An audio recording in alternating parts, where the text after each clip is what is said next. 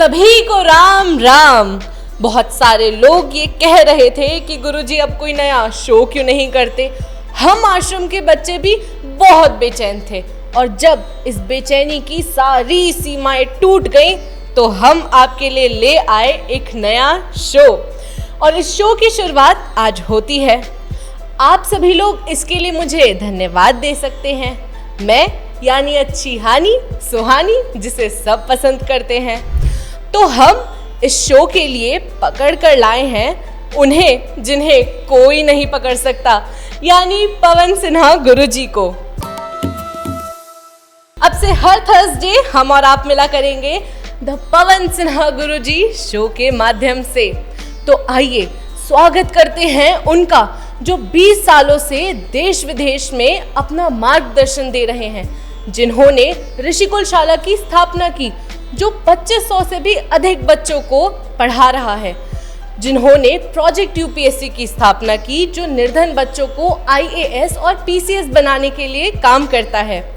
और गुरुजी हमें लगभग रोज दर्शन, फिलॉसफी, वेदांत, रामायण, श्रीमद् भागवत जैसे विषय पढ़ाते हैं और पराज्ञान भी देते हैं जैसे इकोनॉमिक्स, पॉलिटिक्स, इंटरनेशनल रिलेशंस और भी बहुत कुछ।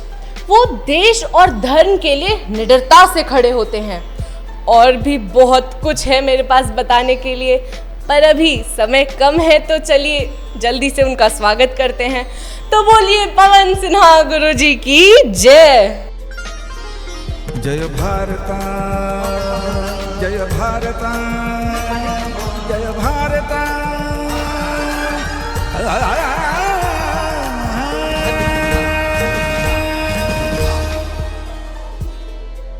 गुरुजी आपका बहुत बहुत स्वागत है। आज हिंदू नववर्ष का पहला दिन है, अतः आपको ढेर सारी बधाइयाँ। बहुत बहुत धन्यवाद। लेकिन जय मेरी नहीं होनी चाहिए, जय होनी चाहिए माँ भारती की, जय होनी चाहिए यहाँ रहे हमारे भगवान की, जय होनी चाहिए देवताओं की, जय होनी चाहिए ऋषियों की, मुनियों की, विद्वानों की, जिन्होंने नाना प्रकार के कष्ट सहकर भी मानव के लिए कितने बड़े बड़े सिद्धांत खोजे। जय होनी चाहिए उन लोगों की जिन्होंने फिलॉसफी, दर्शन से मनुष्य के जीवन की गूढ़ गुत्थियों को सुलझाया और आज तक वह दर्शन काम आ रहा है। जय होनी चाहिए उस कैलेंडर की, उस पंचांग की, जिसकी वजह से पूरी दुनिया लोहा मानती है। हमारा ये अलग बात है कि हम पूरी दुनिया से अभी तक उसे मनवा नहीं पाए हैं। आज भी हम इंग्लिश कैलेंडर को ही इस्तेमाल में लाते हैं, लेकिन दुनिया हमारी चीज़ों को एक्सेप्ट करने को तैयार बैठी है।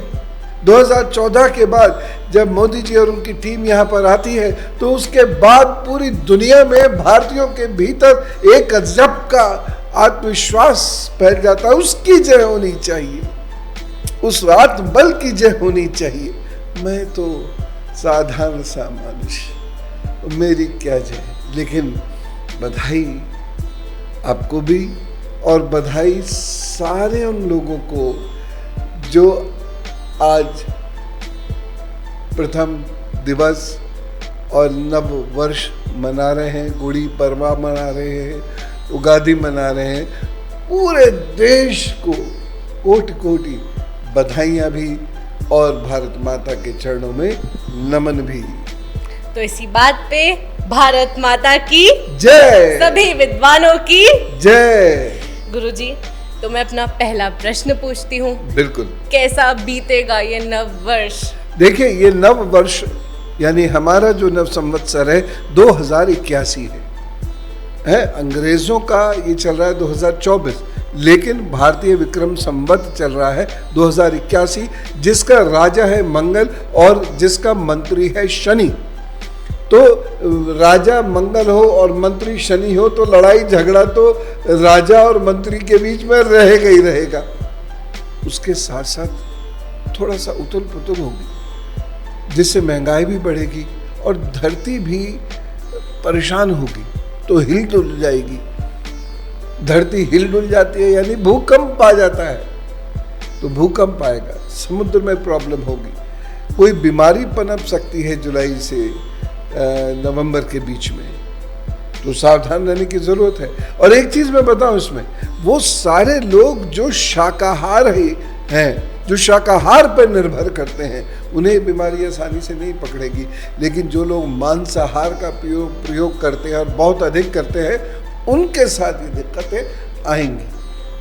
खैर, भारत की जो चिकित्सा प्रणाली है, भारत के जो चिकित्सक हैं पूरी दुनिया में जाने माने जाते हैं, कोरोना समय में हमने देखा, तो ठीक तो कर लेंगे, लेकिन हमें अपने पार्ट पर मजबूत होना पड़ेगा। एक चीज और कह रहा हूं, 9 तारीख से और वर्षांत तक, पूरे वर्ष भर तक ये समय युद्ध का है। छोटे बड़े युद्ध, लड़ाइयाँ, झगड़े, गृह युद्ध, ये सारी स्थिति बनेगी। तो हम भारत के लोगों को हिल मिलकर रहना होगा, बाहर की ताकतों का मुकाबला करना होगा। बाहर के देश भी आपस में लड़ेंगे, उसमें तो हम कुछ नहीं कर सकते, लेकिन हमें हमारा रोल प्ले करना होगा, जैसे कि हम करते आए हैं अभी। तो वर्ष कुछ गड़बड़ तो बता रहा है, गर्मी भी होगी तो खूब बारिश भी होगी, फसल अच्छी होगी, उसमें रस होगा, लेकिन सूखेगा बहुत जल्दी। तो फसल से हम बहुत उम्मीद नहीं कर सकते। तो किसान भाइयों से मेरी ये दरख्वास्त है कि वो बहुत एक्सपर्ट हैं इसमें, अपनी फसल को रखें, उनसे पूछें, उनकी ओपिनियन लेते हुए काम करते चले जाएं। तो कुल मिला के फिर मैया ठीक करेंगी। देवताओं की धरती है, पूरी दुनिया में जब त्राहिमाम होता है तब भी देवताओं की इस धरती पर उतनी परेशानियां नहीं होती हैं। और हम कर्म सुधार लें तो शायद परेशानियां बिल्कुल भी ना हो। तो आपके दिए संकेतों को हम समझ पाए, मांसाहार छोड़ दें और इन देवताओं की धरती का सम्मान भी करें। गुरुजी, इतनी उथल पुथल होगी, इतने भूकंप आएंगे, इतनी जिंदगियों में परेशानियां होंगी, तो राशि फल बता दीजिए, क्या क्या रहेगा राशियों का हाल? हाँ बिल्कुल। अब कुछ राशियों के लिए बहुत अच्छा समय होगा और कुछ राशियों के लिए ये उतना अच्छा समय नहीं होगा और कुछ राशियों के लिए बुरा समय भी होगा। मेष से शुरू कर देते हैं। मेष राशि के लिए अच्छा समय है, लेकिन मेष राशि के लोगों को मजदूरों की सेवा करनी पड़ेगी और वो नया कोई भी कार्य करें बहुत ध्यान से करें, क्योंकि दुश्मन उन्हें हर कार्य में रोकेंगे। तो ये थोड़ा सा ध्यान रख के चलेंगे तभी अच्छा रहेगा। वृषभ राशि गुरुजी? वृषभ राशि के रुके हुए कार्य आगे बढ़ रहे हैं। वृषभ राशि के लोगों के लिए समय अच्छा है, घर में मंगल कार्य होते हुए नजर आ रहे हैं, जीतेंगे, विजय होगी और बाहर घूमने फिरने को भी मिलेगा, तो वृषभ राशि के लिए भी अच्छा है। लेकिन एक उपाय इनको करना चाहिए, इनको माँ दुर्गा की नियमित रूप से आराधना अवश्य करनी चाहिए किसी भी मंत्र से। मिथुन राशि का क्या हाल रहेगा? अरे बहुत बढ़िया हाल रहेगा। मिथुन राशि के लोगों के लिए स्पीड ब्रेकर्स तो जरूर हैं बहुत सारे, गाड़ी ऐसे करके जाएगी, लेकिन फिर भी सफलता मिलेगी, गंतव्य पे पहुंचेंगे, धीरे पहुंचेंगे, गंतव्य पे पहुंचेंगे। सेहत का लेकिन बहुत ख्याल रखने की आवश्यकता है और मंगल कार्य यदि कुछ करें तो अच्छे से जांच पड़ताल कर लें और सोच समझ लें, बुजुर्गों की सलाह लें, आगे बढ़ें तो वो सब ठीक करेंगे। तांबे का एक छल्ला अथवा कड़ा ये अपने दाहिने हाथ में या बाएं हाथ में पहन लें। अगर छल्ला पहनते हैं तो ये अनामिका में पहने, ठीक है, जिसको शादी विवाह की उंगली बोलते हैं। अब गुरुजी कर्क राशि का हाल बताइए। खूब बढ़िया रास्ता है, पानी पर तैरते हुए जाएंगे। मेहनत बहुत है। क्या मेहनत? दिमागी मेहनत, स्ट्रेस बहुत लेंगे और उसी स्ट्रेस से तबीयत खराब हो जाएगी। लेकिन वैसे समय कुल मिला के अच्छा है कर्क राशि वालों के लिए। कुछ नया होने जा रहा है जीवन में, कुछ नवीन कर रहे हैं। विद्यार्थियों के लिए बहुत ही अच्छा है। साथ ही साथ जो सरकारी नौकरियों में है उनको धन प्रतिष्ठा ये मिलेगी। बस उपाय क्या करें कि माँ दुर्गा, दुम दुर्गाय नमः या किसी भी अन्य मंत्र का नियमित रूप से जप करें तथा हर हर हर हर महादेव ये दिन में कर लिया करें। या ओम रुद्राय नमः का जप कर लिया करें, समय अच्छा गुजरेगा।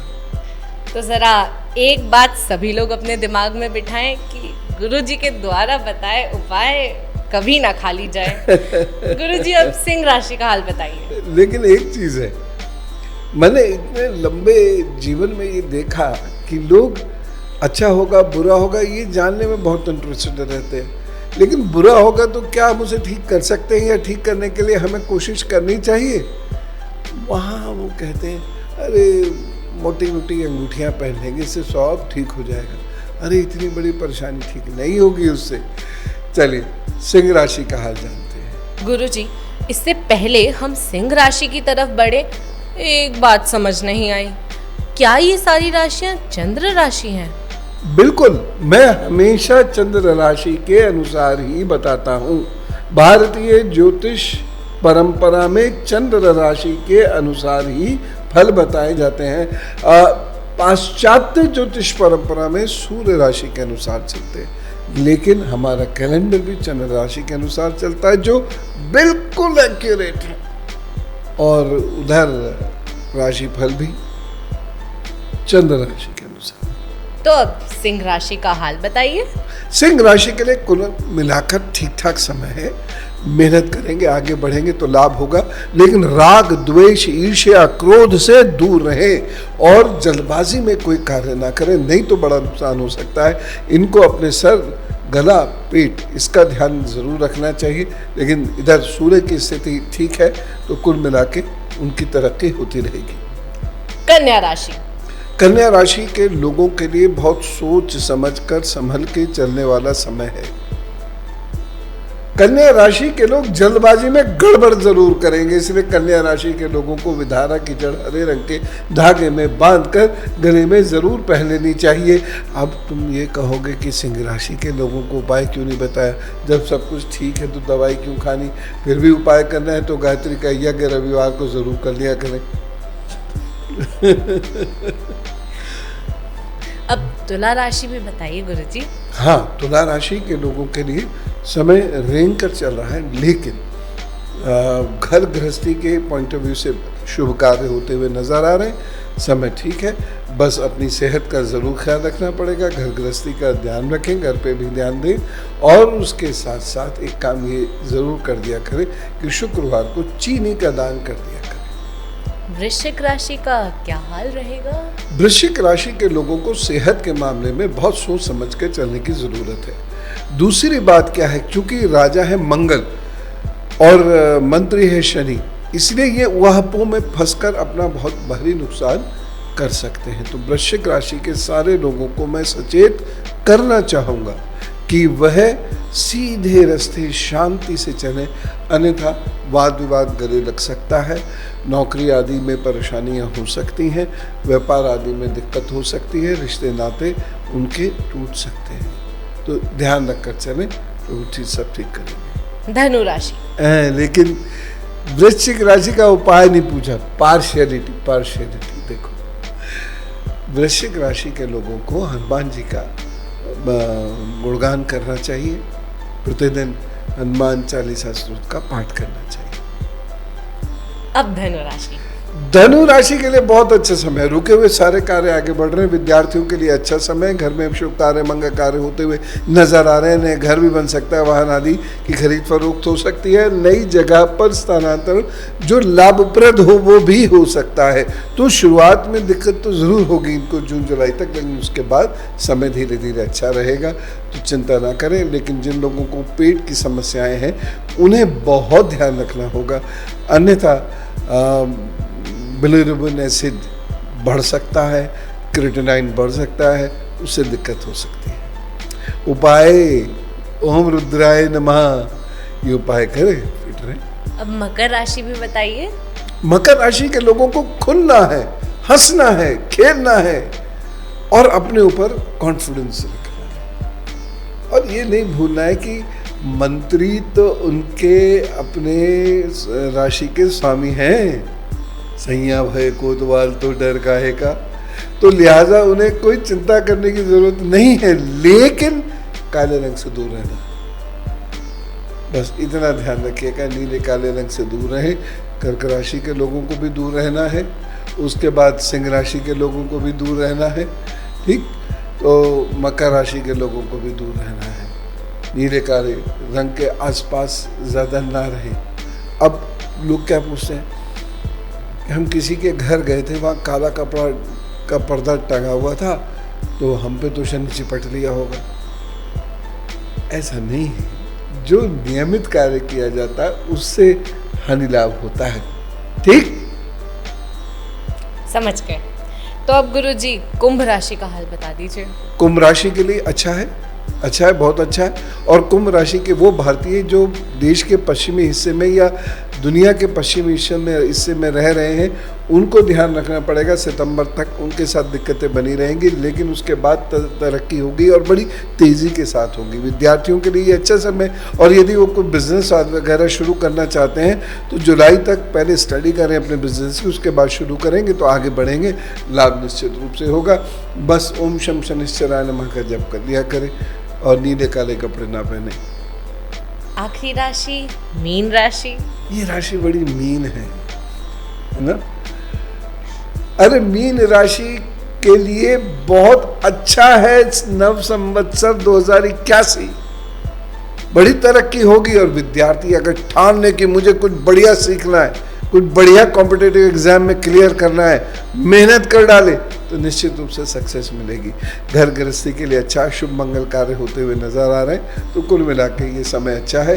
अगर कहीं कोई परेशानी महसूस वो करें तो हल्दी की गांठ को, जो प्योर हल्दी की गांठ है, उसे खूब अच्छे से धोएं और पीले धागे में बांधकर गले में पहन लें। इतना छोटा सा उपाय है और इससे लाभ जरूर होगा। क्यों? मेरे उपाय कभी ना खाली जाए। गुरुजी सारी राशियां तो आपने बहुत अच्छे से बता दी हैं, और अब नवरात्रों की भी शुरुआत हो गई है, तो क्यों ना हम कलश स्थापना का समय भी जान ही लें आपसे। जी, नोट कीजिए। घट स्थापना मुहूर्त सुबह 6:02 से लेकर 10:16 तक है। कौन सी डेट को? 9 अप्रैल, ठीक है। इसके बाद भी एक समय मिलता है ना, लेकिन मैं चाहता हूँ आप इसी समय में करें। अभिजीत मुहूर्त इसके बाद आता है, उसमें भी कर सकते हैं, लेकिन इसी समय में घट स्थापना किए जाने से बहुत लाभ मिलेगा। घर गृहस्थी में प्रतिष्ठा बढ़ेगी, मजबूती आएगी। अब बहुत सारे लोग आश्रम में जैसे पूछते हैं कि हम घर में करें कि आश्रम में करें या किसी तीर्थ स्थल में करें, पूछने की ज़रूरत ही नहीं। तीर्थ स्थल में या आश्रम में करने का लाभ दुगना तिगना होता है। तो घर में जितने समय रहें तो खूब पूजा पाठ करें, ध्यान करें, साधनाएं करें, लेकिन फिर 2-2 बार 3-3 बार घट स्थापना नहीं होगी। 2-2 3-3 बार दीप नहीं जलेंगे, ठीक है ना। कि हमने वहाँ घट स्थापना करा दी, दीप प्रज्वलित करा दिया, लेकिन दीपक को पीठे नहीं दिखाते इसलिए जाएंगे नहीं, तो फिर वहाँ पीठे दिखाना हो रहा। बात तो वही है ना, बोलो हाँ। हाँ, तो फिर इसलिए एक ही जगह कीजिएगा, आपको उसी का लाभ मिलेगा और अच्छा लाभ मिलेगा। अब दूसरा प्रश्न तुम्हारा था कि पूजा कैसे की जाए। ऐं ह्रीं क्लीं नमश्चंडिकायै, ये मंत्र है, ठीक। इससे आप पूजा कीजिए और आपको बड़ा लाभ होगा। इन नवरात्रों के लिए ये बहुत ज़रूरी है। इसके साथ साथ हर मंत्र के जप के साथ एक दाना साबुत उड़द का निकाल के रखते रहिएगा। और 10वीं वाले दिन, जिस दिन आप अपना उपवास खोलते हैं, पारण करते हैं, जितना भी वो दाने इकट्ठे हों, लगभग उतना ही सरसों का तेल, नमक और हल्दी, इसका दान कर दीजिए। प्रभु जी कल्याण करेंगे, मैया आपके बहुत सारे कष्ट दूर कर देंगे। गुरुजी, आपसे बहुत बार सुना है कि नवरात्रों में दुर्गा सप्तशती का पाठ करना बहुत अनिवार्य है, पर बहुत सारे लोग ये नहीं जानते कि इस पाठ की कोई विधि भी होती है। उसके बारे में भी कुछ बताइए। जी हाँ, बिल्कुल ये बात ठीक है और सब लोग इसे बहुत ध्यान से सुने और गांठ लगा लें कि दुर्गा सप्तशती प्रतिदिन पढ़नी ही पढ़नी है। विधि कैसे होती है वो मैं अभी बता देता हूँ। क्या पढ़ना है, क्यों पढ़ना है, कब पढ़ना है, ये मैं अभी बता देता हूँ। देखिए, सबसे पहले क्या है कि शापोद्धार जरूर पढ़िए, नहीं तो दुर्गा सप्तशती के मंत्र जो है लाभ देंगे ही नहीं। तो शापोद्धार आपको जरूर करना चाहिए। दुर्गा सप्तशती के बहुत सारे मंत्र को जब तक आप शाप मुक्त नहीं करेंगे तब तक वह लाभ नहीं देंगे। ठीक, और उसके बाद शापोद्धार कैसे किया जाए, ओम ऐं ह्रीं क्लीं, तो सामान्यतः ओम ऐं ह्रीं क्लीं नमः शनिकाय। अब इस मंत्र को उसी के साथ ये जुड़ा हुआ है, लेकिन कैसे पढ़ना है, आंख बंद करके ध्यान से बैठ जाइए और कहिए ओम ह्रीं क्लीं श्रीं क्रां क्रीं चंडिका देव्यै शापनाशाय दुग्रहम कुरु कुरु स्वाहा। इस तरीके से ये श्राप नाश होता है। फिर इसकी पाठ विधि मैं आपको बताता हूँ, इसके पाठ के नियम, और यदि हम उन नियमों का पालन नहीं करते तो भी बेकार है। बहुत सारे लोग क्या करते हैं, पहले दिन उपवास रख लिया, बाद में आखिरी दिन उपवास रख लिया, सोचा बीच में वैसे ही भूखे हो गए। ऐसे थोड़ी होता है। ठीक उसी तरीके से पहले दिन बहुत सारे लोग क्या करेंगे कि पाठ कर लेंगे, फिर कहेंगे अंतिम दिन कर लेते हैं। उससे नहीं होता कुछ भी, रोजाना करना पड़ेगा। विधि मैं बता रहा हूँ। इससे पहले कि मैं दुर्गा सप्तशती की अन्य बातें करूं, पहले ये बताओ कि इस पर्व का नाम, पूरा नाम क्या है? चैत्र नवरात्रि। नवरात्रि लोग 8वें दिन पूजा करके 9वें दिन पारण कर लेते हैं। कुछ लोगों को और भूख सताती है, वो 7वें दिन कर लेते हैं। ये नहीं भाई, आपके घर में यदि 7वें या 8वें या 9वें दिन कन्या जिमाने का प्रावधान रहता है तो वो जरूर कर दीजिए, लेकिन स्वयं का पारण तो 10वीं की पूजा के बाद ही होगा। 10वीं को यानी नवरात्र पूरी रात पूजा कीजिए। अगले दिन जब सूर्योदय हो जाए तो यज्ञ कीजिए। उसके बाद माँ दुर्गा को प्रणाम आदि करके फिर नाश्ता कीजिए, अपने व्रत का पारण कीजिए। ठीक, और उसके बाद देखिए मैया आपको रास्ते देंगी, ऐसा थोड़ी है। सही रास्ते पे चलते रहें। आपको दुर्भाग्य आपको रोक नहीं पाएगा अगर आप सही रास्ते पर हैं और मैया की कृपा है तो। अब आगे बहुत ध्यान से सुनने वाली बात है। सबसे पहले क्या करेंगे, नवाण मंत्र। ठीक, दुर्गा सप्तशती जब पढ़ते हैं तो सबसे पहले करते हैं नवाण मंत्र। नवाण मंत्र के बाद क्या करेंगे, कवच। कवच के बाद करेंगे कीलक, और कीलक के बाद करेंगे अर्गला। ये स्तोत्र पढ़ने के उपरांत फिर दुर्गा सप्तशती का पाठ प्रारंभ किया जाएगा। अब इसके पाठ की अलग अलग विधियां हैं। एक सप्तशती विधि है, थोड़ी सी कठिन होती है, ये साधक लोग इसे करते हैं। प्रारंभ में इसे सीख लेना चाहिए पुरोहित से, या जो जानकार हो इस विद्या के, सिद्ध हो, उन्हें इसके बारे में जान लेना चाहिए, सीख लेना चाहिए। श्री मार्कंडेय पुराण में इसका पूरी तरह उल्लेख है, वर्णन है। अब इसे दुर्गा सप्तशती क्यों कहते हैं, बताओ अच्छी हानि सुहानी। इसे दुर्गा सप्तशती क्यों कहते हैं?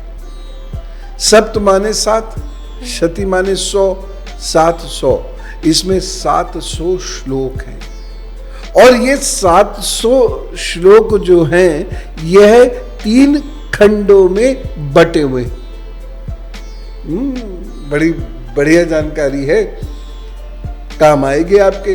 पहला जो है महाकाली चरित्र, प्रथम जो चरित्र है वह महाकाली चरित्र कहलाता है। ठीक, दूसरा मध्यम यानी महालक्ष्मी चरित्र कहलाता है, और तीसरा जो है उत्तम चरित्र कहलाता है। उत्तम चरित्र यानी माँ सरस्वती चरित्र। ठीक है, इसे महासरस्वती चरित्र भी कहते हैं। इसमें ये 3 में ये विभाजित है। तो लोग अपने अपने अनुसार पूजा करते हैं। तो जो महाकाली चरित्र की पूजा करते हैं वो माँ काली की करेंगे, वह तारा मैया की करेंगे, छिन्नमस्ता मैया की करेंगे, भुवनेश्वरी मैया की, बाला मैया की, कुब्जा मैया, इन सब की वह पूजा करते हैं। ये बड़ी कठोर साधनाएं हैं। लोगों ने इन्हें कह दिया बाम मार गए, इसके बाद तो ये लोगों को मार देते हैं, ये करते हैं, ऐसा कुछ नहीं होता। ये कठिन साधनाएं हैं जिसको करने के बाद लोग योगी या योगिनी भी बन सकते हैं। दूसरा, लक्ष्मी चरित्र की जो लोग उपासना करते हैं तो लक्ष्मी, माँ ललिता और उसके बाद माँ काली, माँ दुर्गा, गायत्री, अरुंधति माँ, सरस्वती माँ, इन सब की उपासनाएं इसमें की जाती है। और जो तीसरा खंड है, तीसरा चरित्र जिसको बोलते हैं, उसमें ब्राह्मणी, माहेश्वरी, कौमारी, वैष्णवी, वाराही, नरसिंही और चामुंडा, शिवा जिसे जो भगवान शिव से जो संबंधित है, चामुंडा, 21 देवियों की ये जप पूजा की रात्रियां हैं। सोचिए। और हम खा पी के सप्तमी को फारिग हो गए और पहुंच गए बढ़िया बढ़िया होटल्स में, जहां पर हम नवरात्रि थाली खा रहे हैं। कभी मजबूरी हो, मना नहीं है, लेकिन सामान्यता वो गलत है। तो इस प्रकार से आप ये पाठ करेंगे तो लाभ होगा। इसके अलावा सप्तशती विधि है, ये तो जागृत पुरोहित जिनको ये सिद्ध है वही करेंगे। और हम घर में एक विधि का और उपयोग करते हैं, वाकार विधि। उसे नोट कर लीजिए, वह क्या है। वाकार विधि सबसे सरल है। जो कोई पांडित्य नहीं, उसको पांडित्य का बोध नहीं है इस विधा में, वह भी कर सकता है। अब इसमें आप लिखिए कि किस दिन कौन से अध्याय पढ़े जाते हैं। प्रथम दिन एक पाठ प्रथम अध्याय का, दूसरे दिन 2 पाठ दूसरे अध्याय के, तीसरे अध्याय के, यानी दूसरे दिन 2 पाठ करने होंगे दूसरे और तृतीय अध्याय के। तीसरे दिन 1 पाठ करना है चौथे अध्याय का। चौथे दिन 4 पाठ करने हैं पंचम अध्याय, षष्ठम अध्याय, सप्तम अध्याय व अष्टम। यानी चौथे दिन आपको 5वां, 6वां, 7वां और 8वां अध्याय पढ़ना है। 5वां दिन आपको 9वां और 10वां अध्याय पढ़ना है। 6ठा दिन आपको 11वां अध्याय पढ़ना है। 7वें दिन आपको 12वें और 13वें अध्याय का अध्ययन करना है। ये सब करने के बाद तब एक आवर्ती सप्तशती की होती है। और वाकार विधि ही वो विधि है जो सर्वश्रेष्ठ है, सबसे सरल है। इसमें बस ध्यान साधना है, थोड़ा सा जरूर आप बढ़ा दीजिएगा, बड़ा लाभ होगा। मैया कृपा करेगी। बहुत बहुत धन्यवाद गुरुजी। तो गुरुजी से हमने बहुत कुछ आज जाना है।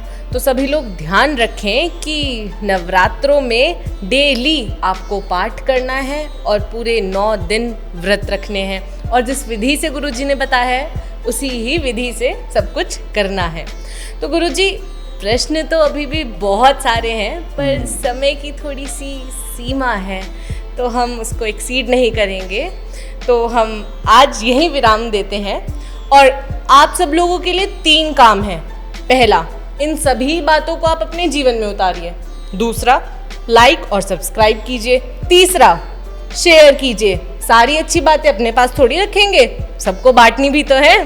तो चलिए, हम अगले थर्सडे आपसे फिर मिलेंगे। तब तक के लिए राम राम, नमस्कार, भारत माता की जय।